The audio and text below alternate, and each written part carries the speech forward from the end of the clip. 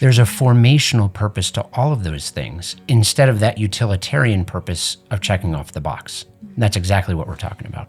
Wow. And teachers, when they grasp a hold of what you're saying, they realize that all those subjects also reveal the glory of God.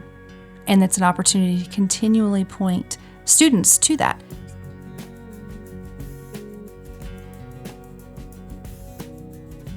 Our kids are growing up in a world that's constantly shaping the way they think through social media, entertainment, and education. How often do we stop to ask, are they being taught the truth? How would we know what is true? Are they being equipped to process life through a biblical lens, or are they just absorbing what the world tells them? Well, biblical worldview formation isn't just about learning Bible verses. It's about shaping how young people see everything through the truth of Scripture. And that's what we're going to talk about today on the show. We're going to talk about biblical worldview education and the biggest challenges facing students today, which would be the dangers of neglecting critical thinking, how parents, teachers, and churches can work together to equip the next generation, and so forth. And my guests are Dr. Maggie Pope and Dr. Roger Erdvig. Dr. Maggie is the Associate Director of Worldview Education at Summit Ministries. She spent over 20 years as a teacher, educational leader, curriculum developer, and trainer, and is passionate about the academic training of young adults, recognizing the importance of intentional efforts to shape the worldview of the next generation. Dr. Roger is the director of the Center for Biblical Worldview Formation. He's researched and developed an expertise in biblical worldview for over 30 years, and he's now a leading voice in the biblical worldview movement. He's the author of the book Beyond Biblical Integration, which has become a best-selling book among Christian educators and the standard text for university educational foundations courses from a biblical worldview. So let's welcome Maggie and Roger to the Truth Changes Everything show. Maggie and Roger, welcome to the Truth Changes Everything podcast. Thanks for having us. There haven't been very many times where we have been able to do in-person, in-studio interviews, especially with two people. But I love the project that you're doing with Summit Ministries. And we talked about this in the introduction a little bit. But what you are doing to prepare a generation of teachers and even parents and pastors and youth pastors and other youth-serving professionals to immerse young adults in a biblical worldview, I think it's fascinating. And it's going to be something really applicable to every parent who is listening, every person who's listening who would like to be a parent, or anybody who's listening who is in a position of being a teacher, which is all of us at some point in time, right? Will you take the Sunday school class? Yeah. Right. Yeah, okay, sure, I'll take it for 6 weeks or whatever. We're all going to be there.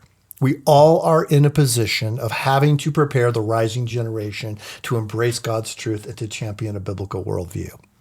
So talk a little bit, as we just by way of introduction, about the last 18 months of what you've been working on at Summit Ministries, because this is truly extraordinary. And if you're watching or listening and you've been a fan of Summit Ministries for a while, this is probably going to be new to you, because you may think of Summit as, oh, well, you guys have courses that you send into Christian schools, or you have these programs that take place during the summer that are transformative.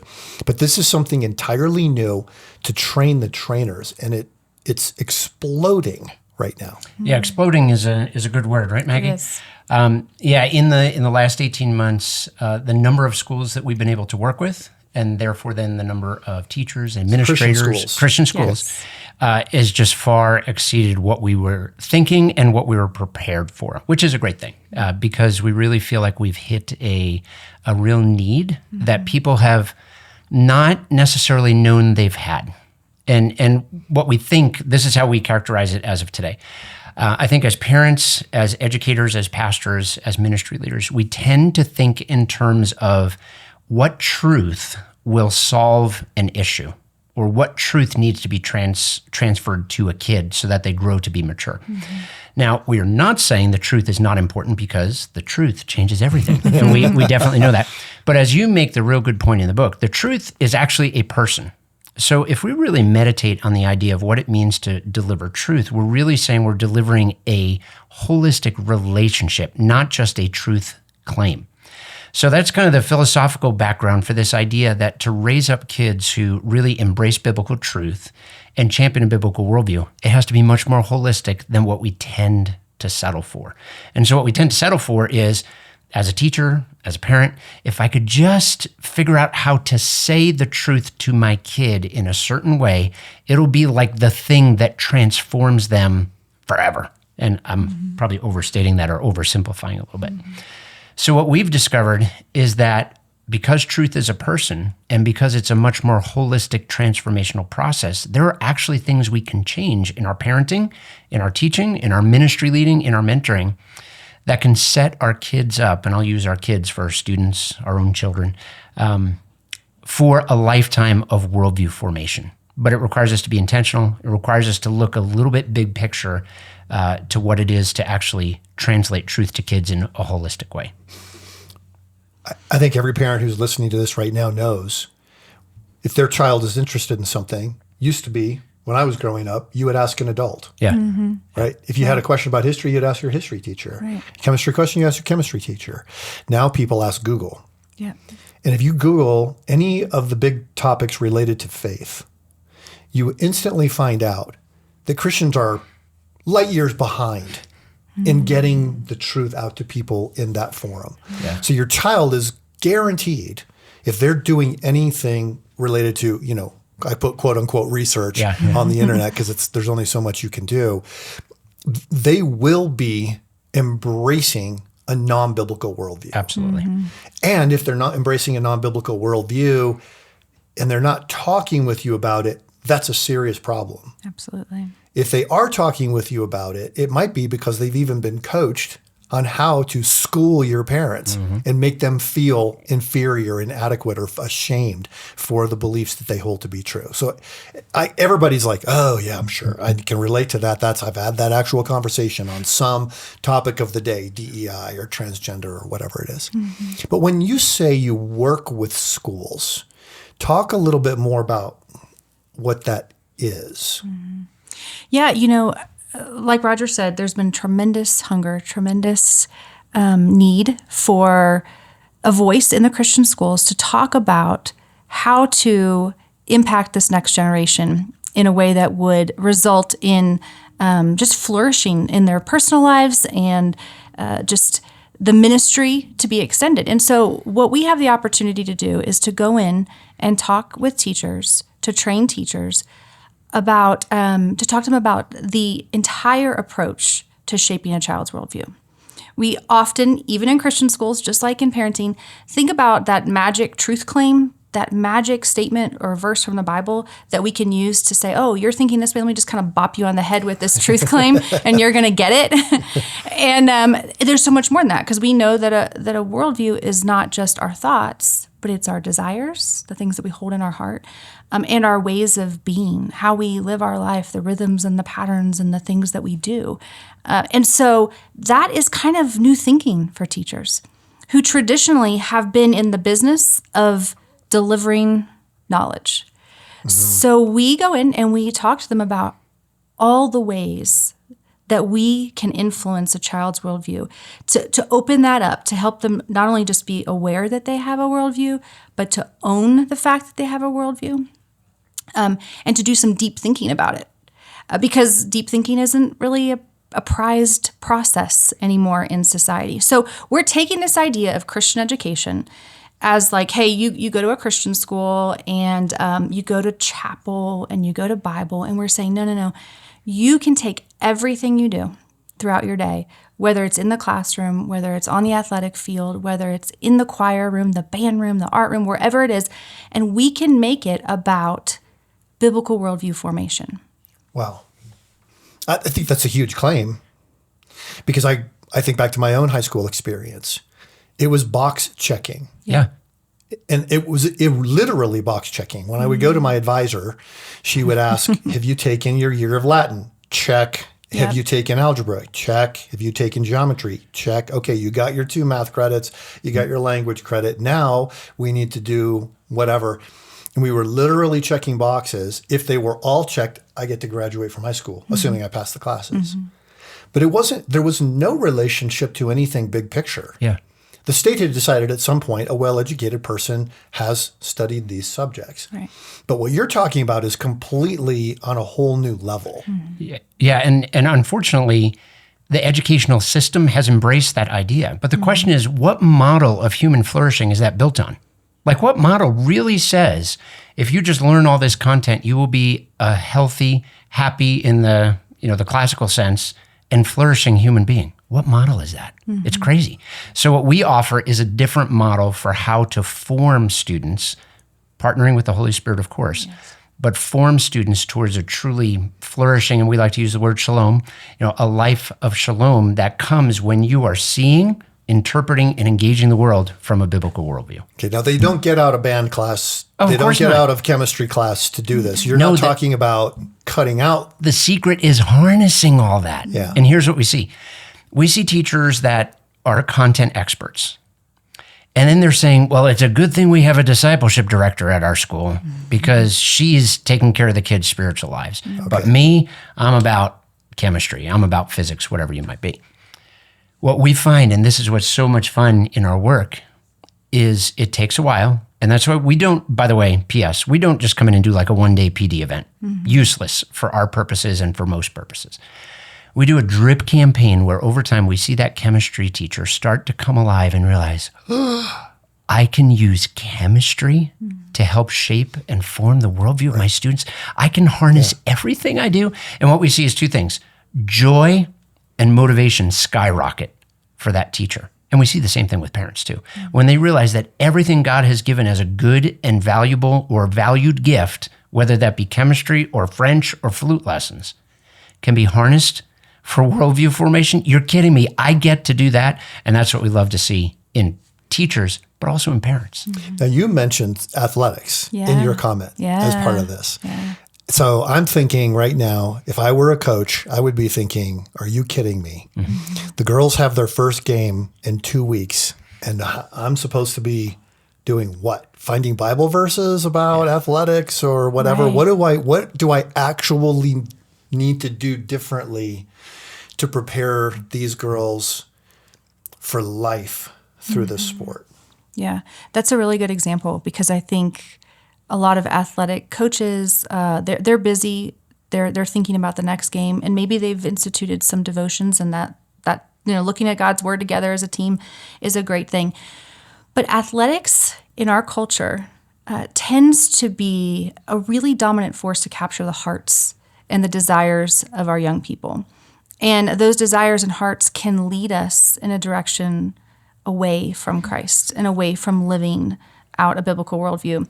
So what we like to do is, in that same vein that Roger talked about, a drip campaign, we would encourage the coach to do the same, right? We're not going to just find that magic verse that's going to connect with your kids, but you're going to find opportunities to look at the whole of biblical worldview formation, which we do teach the teachers and the coaches, and that's that model that we share is based off some of the research that Roger has done in his doctoral program. But there's so many opportunities for a coach. Let's take one way is looking at mentors or models.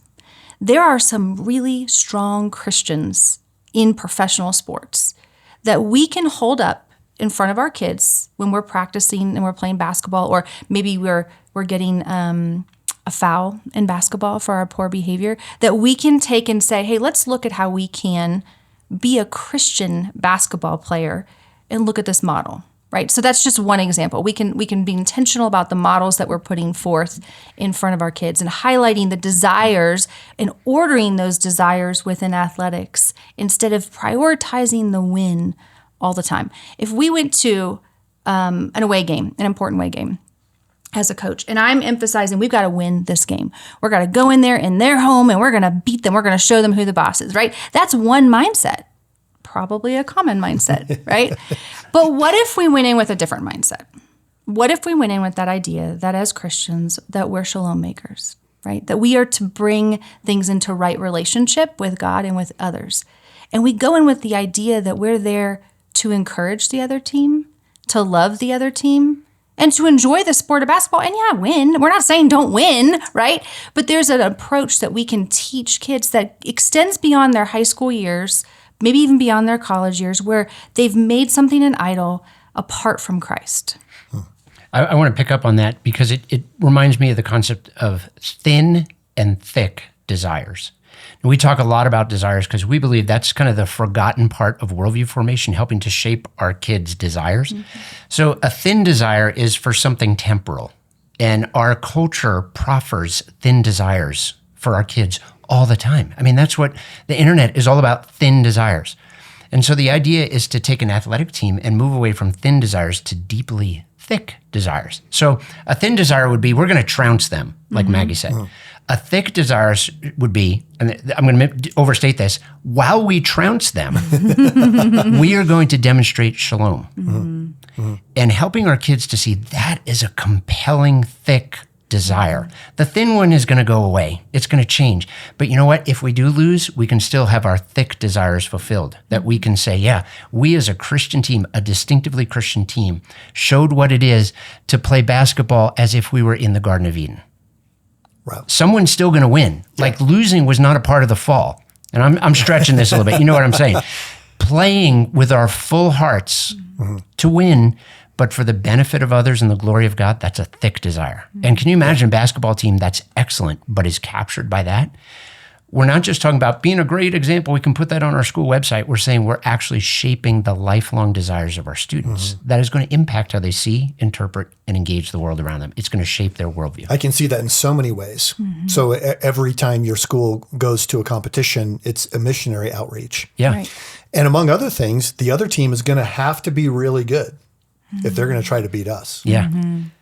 So we're helping them get better Yes. by competing against We're them. actually serving them. We're serving them. Right. We're loving them Yeah. by making them be the best they can be so they can try to beat us. That's a profound mindset. I think basketball is an interesting way that we've had this conversation, but the coach John Wooden from UCLA from back in the day. And if you haven't read any books on sports or coaching and you think you might, you might. Just pick up a book by John Wooden, incredible athlete. I talked to one of his players once who had won 2 national championships under him. And he said, Coach was always telling, focus on the basics. But then he said, we are always going to be the best conditioned team on the court. So he said, the only way we will ever lose is if the clock expires before we have the opportunity to prevail. Because we will always be the best conditioned team on the court. Yeah. But then he also told them things like, we're going off to this tournament, and I want you to remember, you will meet the same people on the way down that you meet on the way up. So it's important to never change how you do business. I want to comment on that because what he was doing, and there's the other dynamic of worldview. We've talked about like the truth claims of a worldview. We've talked about desires, but also our habitual ways. What we always do shapes how we see, interpret, and engage the world. So here's what this coach was doing. He was developing habitual ways in those student athletes of how they looked at other teams. He was developing habitual ways with how they conditioned themselves. That literally didn't just change their habits, but their habits changed their worldview. And that's also what we teach to teachers and parents. Wow. This is fascinating. So this is happening with Christian schools at this point. And the Christian schools are teaching, several million American children. Oh, yeah. Plus schools that we work with at Summit Ministries around the world. And they are more likely, on average, to be successful in their future endeavors, being medical doctors, business people, in their parenting skills and all of those kinds of things. So when you're reaching them, you really are reaching a rising generation of leaders as well. Absolutely. And hopefully that's the rising generation of doctors and businessmen and CEOs and nurses. And so we want to continue to just infiltrate culture in not just ministry, not just the traditional sense of ministry, not just pastors. We love when Christian schools produce pastors and missionaries, but we also love when they have scientists who are working in labs with a strongly developed biblical worldview and businessmen. And so it's an exciting time for Christian education. You brought up science a little bit there, and I'm curious. It seems like if there is an area where people say, I'm just not sure a biblical worldview speaks to this, it would be in STEM, in math and sciences and engineering, because material science is what it is. You know, the weight-bearing properties of certain materials are just, they are what they are, right? If somebody who doesn't even believe in God can make the calculations as easily as someone who does believe in God. So help me understand, say, let's just take math, for example. What do we do when we're teaching math? And there are a lot of homeschool moms and dads who are watching or listening to this right now. So they're thinking on this multiple levels, not just the theory, but, oh yeah, we got geometry today. Right. How do you do it? Yeah. Well, it's funny, and I'm sure Maggie's thinking this too. Math teachers are always the ones that come up and say, yeah, but how do I do this? Right. You know, before we share, because they're expecting us to come up with a list of biblical truth claims that directly connect to math. Now, there are some, and there are some really great ones. You know, God is a God of order. Christ in Colossians holds all things together. How does he do it? Actually, he does it with math. So there are some really profound, kind of more philosophical or theological statements that you can make. And I think math teachers should do that and really plumb the depths of how math actually is the language of the universe. That is really a fascinating kind of philosophical and theological journey to take. But our characterization of worldview formation goes far beyond connecting truth claims to things. It's part of it, but we like to go far beyond that. So the idea is, in math, you come up with these really challenging concepts. One way to approach that is to have the student just figure it out and be able to do it. And then they go on their happy way to the next lesson or to the next objective. How do you harness that for worldview formation? A lot of it happens to be in the mindset of the parent or the teacher. So here's what a parent can do. After a difficult thing in math or STEM, other area, has been mastered, you pull aside from it and you process it. You talk about it. You reflect on it. You kind of plumb the depths of what was needed to actually come up with that answer. You talk about, were you self-aware as a student with the areas you were struggling and tempted to give up? You know, you just kind of, you ask good questions to get them to process. Now, how is that worldview formation, people would ask? Well, in our model of worldview formation, we say that processing is the engine of worldview formation. Okay. And by processing, we mean reflecting on life experience to understand its meaning and its implication for future life experiences that would be similar. That is a muscle that is not being developed in our society, or I should say is not being encouraged to be developed. We're talking about 30-second sound, not even 30-second anymore, 12-second sound bites, right? We're taught in our culture to always be moving, always be going on to the next thing, swiping to the next video. Worldview formation, intentional biblical worldview formation, requires reflection. It requires talking with someone deeply about a subject.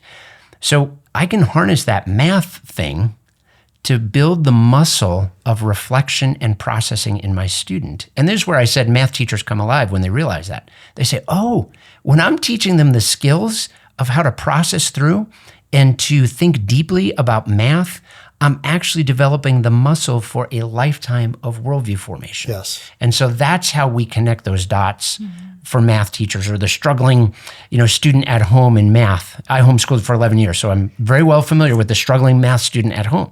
As we help them process, when we're doing it for the right reason and for the intentionality of developing that muscle memory, we're doing biblical worldview formation, even if we didn't mention the Bible. Wow. Well, I can completely see that, knowing the effect of learning math on the brain, for instance. Yes. It's one of those. And by the way, athletics, we talked about athletics. Did you know athletics is the number one thing that somebody can do to avoid mental health struggle? I believe it. And that math is, the people who excel in math end up being able to think most creatively about everything else. Music engages every part of the brain. Right. What we're talking about here is God designed us to be learners. Right. He designed us to be curious and to grow.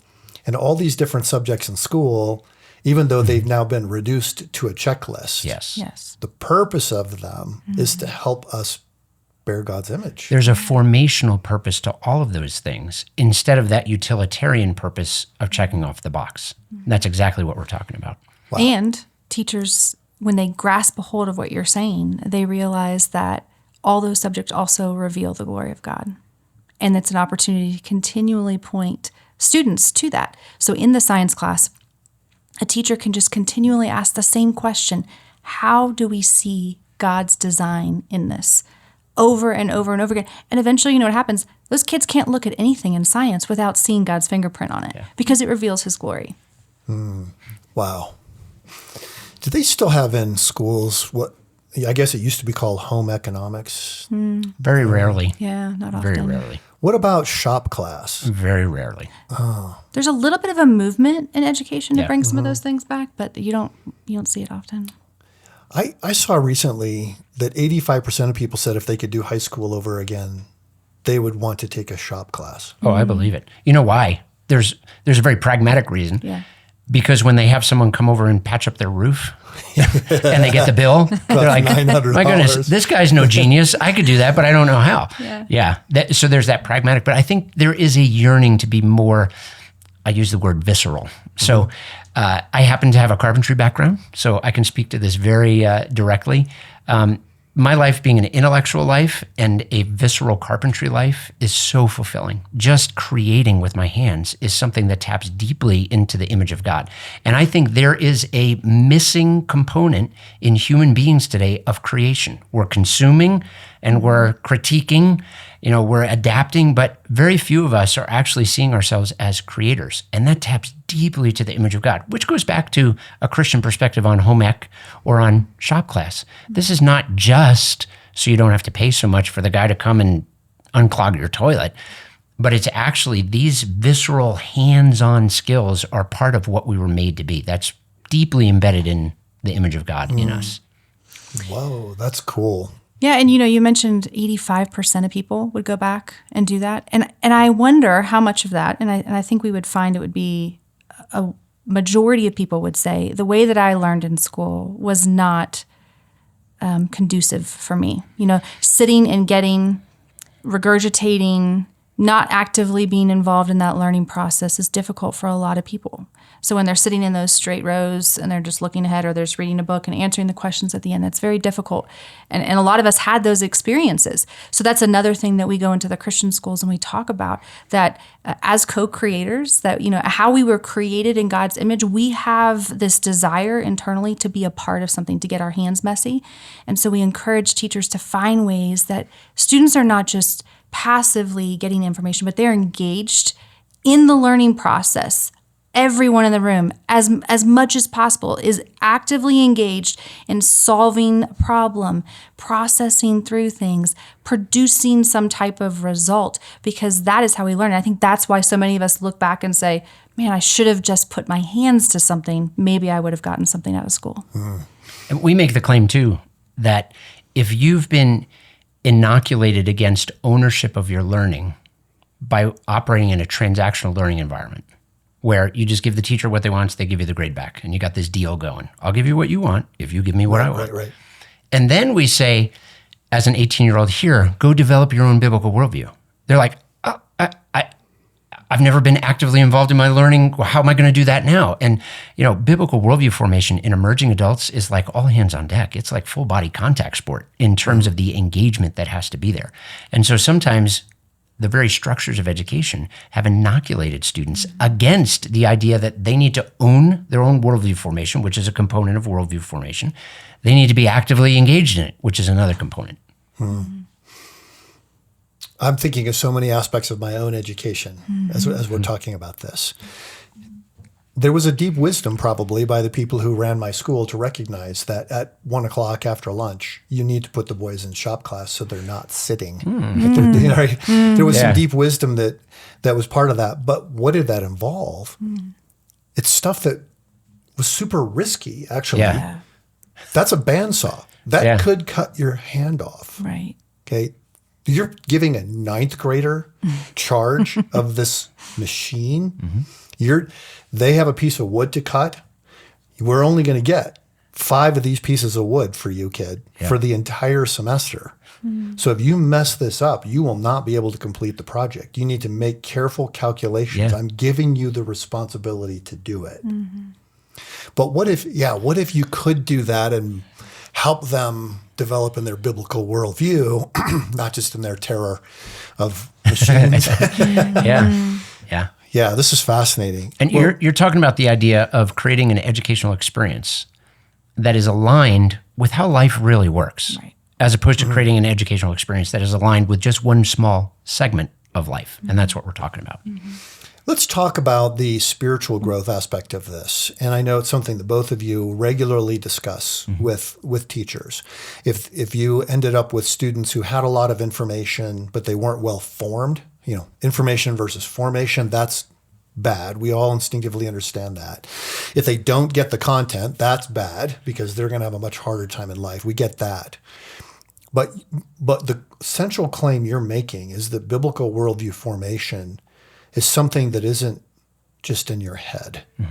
It is, and you mentioned processes, which I think we've had a conversation about this, where you studied, Roger, in your doctoral research, young adults who had been strong in their faith.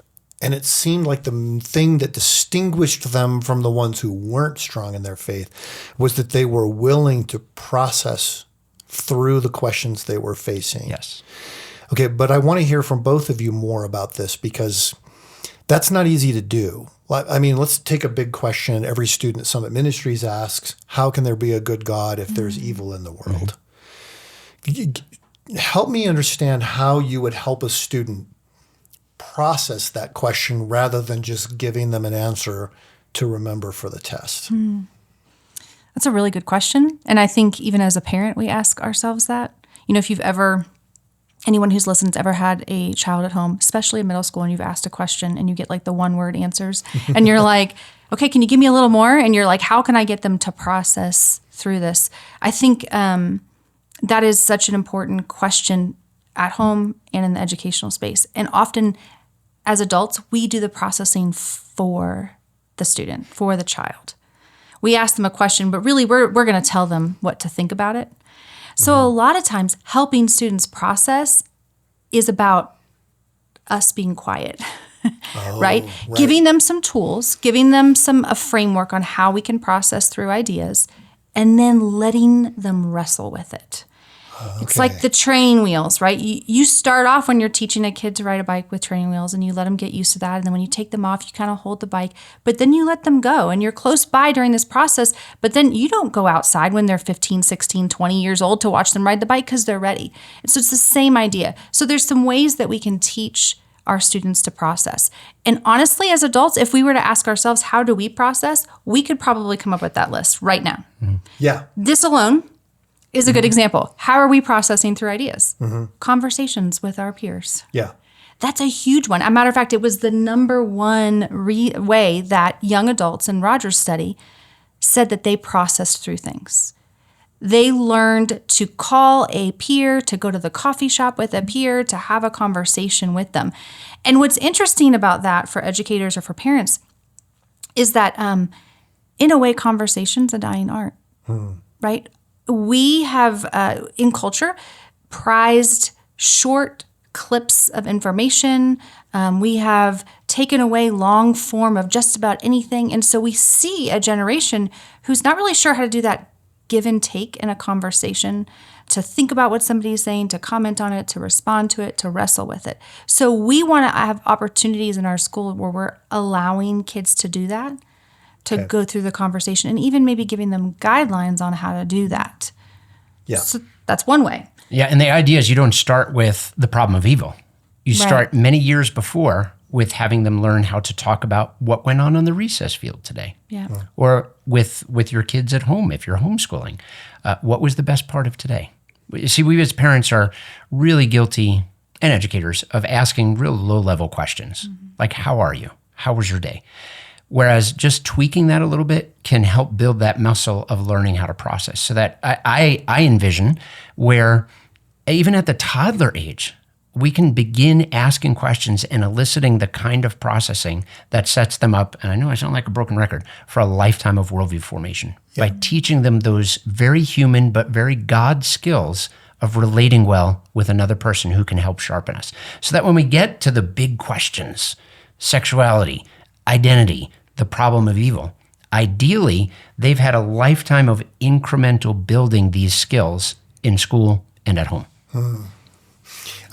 I'm still processing a lot of this and how we do it, but I do know a lot of teachers ask a question and they're met with silence because the students all know, my teacher just asked the question. She already knows the answer to the question. Mm-hmm. She's just trying to, make it seem like she's being interactive. So if we're just quiet long enough, then she will become uncomfortable with the silence and she will give us the answer that she knew all along. But we have a little bit of benefit probably over you right now. And here's what it is. We spend, how many schools, we just figured just this year alone, we've been in over 100 classrooms because we do classroom observations to look for those very things. Yeah. We see that pattern of what you said happens all the time. The teacher says, okay, I know I need to ask a question. So they ask a question, nobody answers, so they answer it for them. Or they ask a question in such a way that everybody knows what the answer the teacher is looking for. Remember we talked a little bit about that transaction thing? It happens with Q&A too.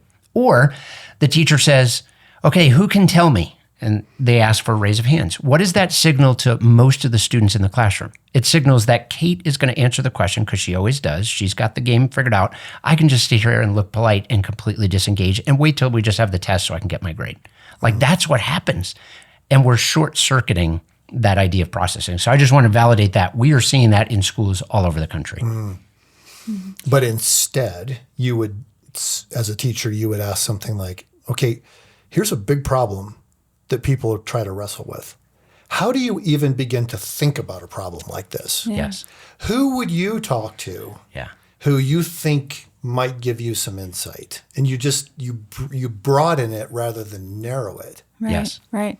Yeah. And often a really easy strategy is to say, if somebody came to you with this problem, how would you answer them? Because oftentimes that spurs them into their own fact finding, answer finding, process finding, to say, well, I probably would need to read something, or I probably need to ask somebody, or I'd want to go talk to so-and-so. And so we can frame a question differently for them that will encourage them to think through it. But then, going back to what you said about the teacher who asks the question and there's the awkward silence, I think as parents and as educators, we have to be okay with the awkward silence, and one of the things, we do a little bit of coaching with leadership. So my favorite question, follow-up question, when you ask a question and somebody says, yeah, I just don't know how I would do that, or I don't know what I would do. You could use this with little ones who say, we had a problem on the playground and so was mean, or whether you're dealing with an adult. And they say, I don't know why. I don't know how, whatever it is. And you say, okay, I hear that you don't know how, but if you did know how, what would you do? Yeah. And most people are like, wait, why did you just ask me that? But essentially you're saying no, you're not getting off that easy. Just if you did know. Mm-hmm. And then it also conveys the fact that I'm trusting, this young person in my life. And I'm saying to this young person in my life, I think that you can think through this. I think that you have a valuable voice to bring to this conversation, and I care about what you have to say in this situation. And that applies to whether you're a teacher, you're a youth pastor, or whether you're a mentor or you're a parent. Yeah. I have a higher level question for the two of you, because I know that as you do this work with Christian schools, mentoring and coaching are a significant part of the way you help them bring about change. Yeah. Walk us through without revealing any information from any particular school, walk us through a call. When a school says, okay, we get this, we intuitively understand this, we think we've done the teacher training, then a couple of weeks later, you have a coaching call with them. Mm-hmm. And Roger, you and I found in one of the businesses that we worked on was if you didn't coach them, they wouldn't ever really implement. Right. But if you did coach them, they were 4 times as likely to be successful in their implementation. But walk us through what are they saying, and how do you actually apply this processing idea in the way you coach them?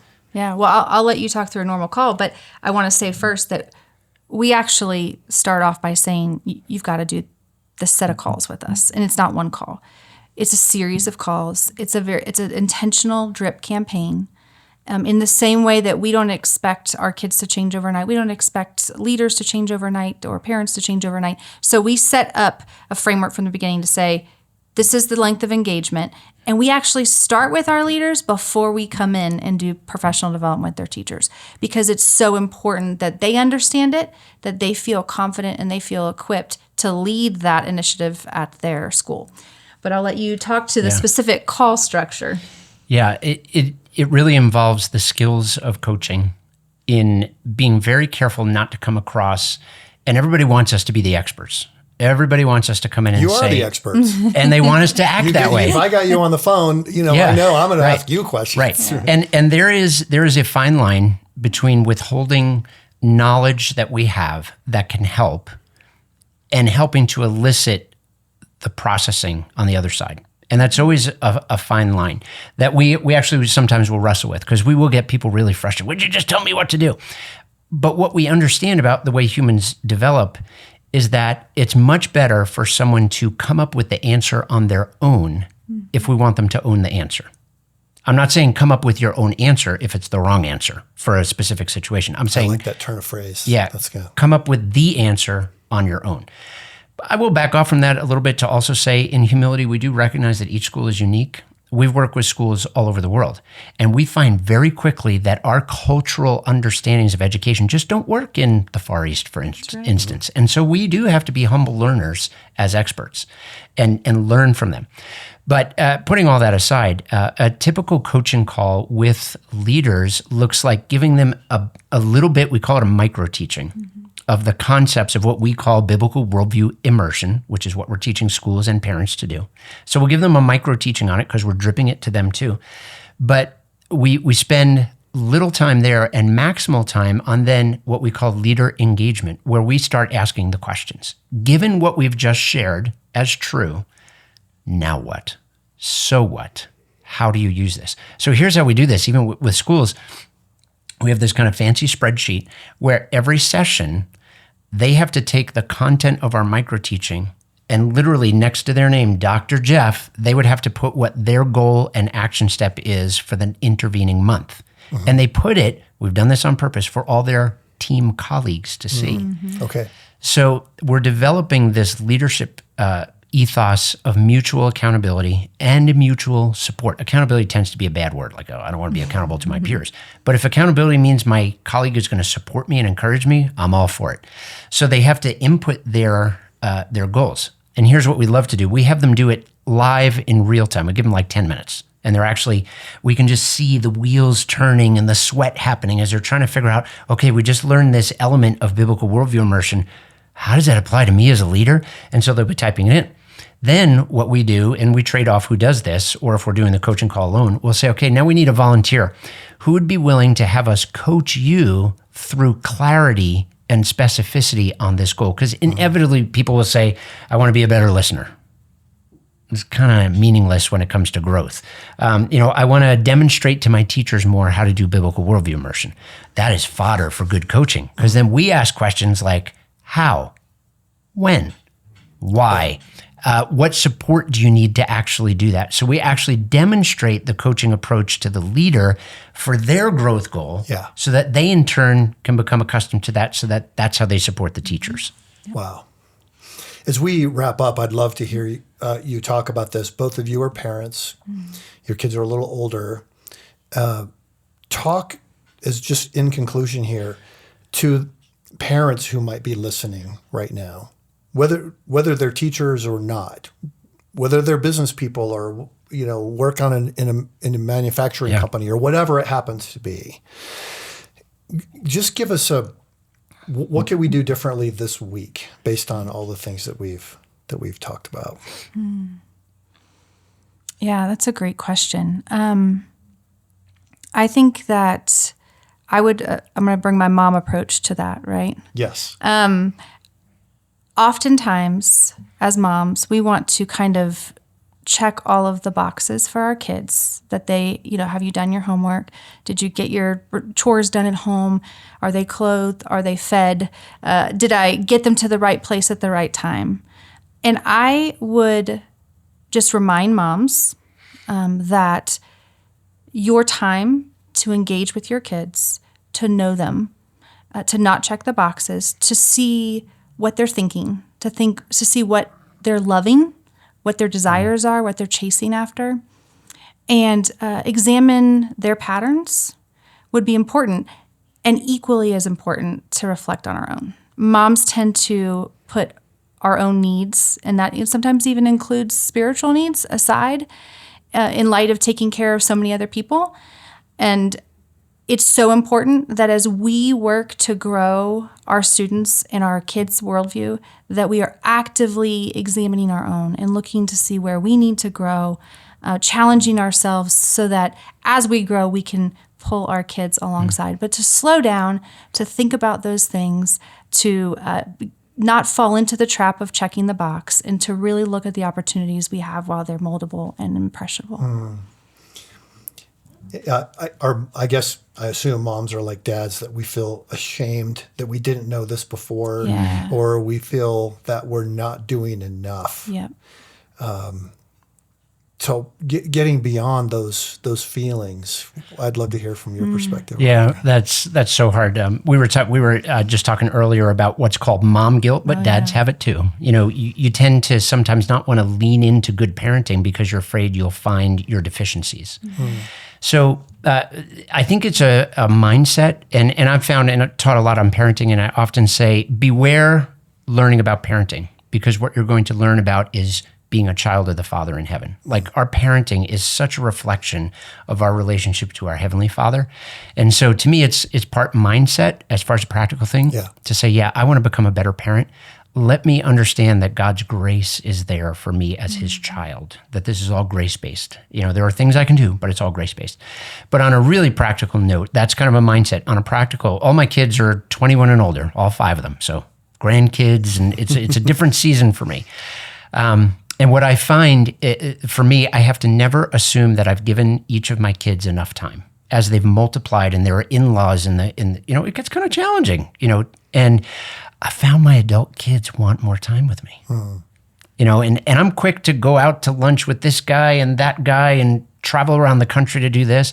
And I can go, this is really going to be embarrassing. I can go couple weeks without having a significant conversation with one of my own kids. And here I'm running around the country having really great conversation.